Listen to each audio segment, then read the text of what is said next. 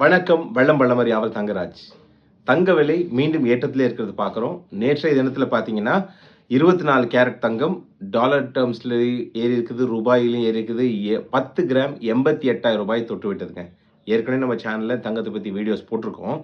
இந்த ஏன் ஏறிட்டு இருக்குது காரணங்கள் போட்டிருந்தோம். ஒண்ணு சென்ட்ரலைஸ்ட் பையிங், கவர்ன்மென்ட் பையிங்ஸ் இருக்குது, பேங்க் பையிங் இருக்கு. இதோட முக்கியம் என்னன்னு பார்த்தீங்கன்னா, டாலரோட ஏற்றம், ரூபாயோட வீழ்ச்சியும் மிக மிக முக்கிய காரணமா இருக்குது.